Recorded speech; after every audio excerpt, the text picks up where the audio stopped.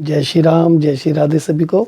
आइए माघ मास महात्म कथा के पावन 19वें अध्याय के इस ज्ञान गंगा में हम सभी प्रवेश करें और उसके निर्मल धारा में मिलकर स्नान करें।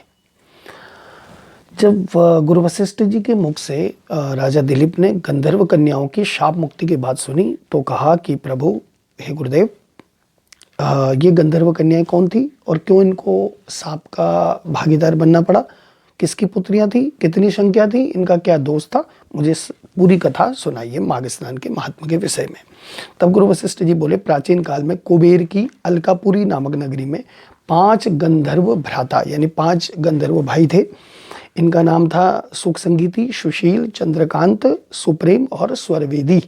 और इनकी 5 कन्याएं थी। इन 5 भाइयों की सुख संगीती की कन्या का नाम था प्रशोदिनी, सुशील की कन्या थी सुशीला, चंद्रकांता की कन्या थी सुतारा, सुप्रेम की कन्या थी चंद्रिका और स्वरवेदी की कन्या का नाम था सुस्वरा। ये 5 गंधर्व कन्याएं अतुलनीय रूप राशि से संपन्न थी, बहुत सुंदर थी। गायन, वादन, नृत्य कला सब में बड़ी प्रवीण थी। जब ये यक्षराज कुबेर की सभा में अपना गायन, वादन, नृत्य प्रस्तुत करती थी तो सारी सभा सम्मोहित हो जाती थी। एक बार बैसाख मास में 5 गंधर्व कन्याएं गौरी पूजन करने के लिए वस्त्रों से सुसज्जित होकर वाद्य यंत्र और वीणाओं के साथ वन में गईं। वहां सरोवर के समीप पहुंचकर इन्होंने गौरी पूजन किया और वहां पर स्नान किया। उसके पश्चात देवी पार्वती जी की प्रतिमा बनाकर उनका पूजन किया, षोडशोपचार, और उनके ही सामने वो नित्य गीत गायन प्रस्तुत करने लगी। और उस समय देवी को प्रसन्न करके जिस समय ये 5 गंधर्व कन्याएं गायन कर रही थी, उसी समय वहाँ स्नान करने के लिए महर्षि वेद निधि के पुत्र आग्नेय ऋषि, जिनका नाम था, वो आए। आग्नेय ऋषि बड़े रूपवान थे। उनका सौंदर्य भी काम को लज्जित करने वाला था और सौंदर्य के साक्षात अवतार आग्नेय ने मृगचर में यज्ञोपवीत, कटी में मेखला और जटाजूट धारण किया हुआ था। और कन्याओं ने उन सुंदर अवतार ऋषि कुमार को देखा तो 5 उनके प्रभामंडल से सम्मोहित होकर उन पर आसक्त हो गई। और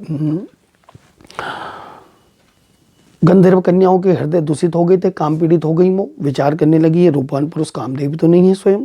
उन्होंने कहा, कोई भी हो, ईश्वर ने इसे हमारे लिए ही भेजा है। और 5 गंधर्व कन्याएं अपने आप को सौभाग्यशाली मानकर, अपने सत्कर्मों के फल को समझकर, पार्वती जी ने ही प्रसन्न होकर हमारे लिए इस वर को भेजा है, यही हमारा वर है, मैंने इसे वरा है, मैंने इसे वरा है, वो 5 कन्याएं कहने लगी। और तब 5 कन्याएं भ्रमित होकर आनंद वन में होकर नृत्य करने लगी।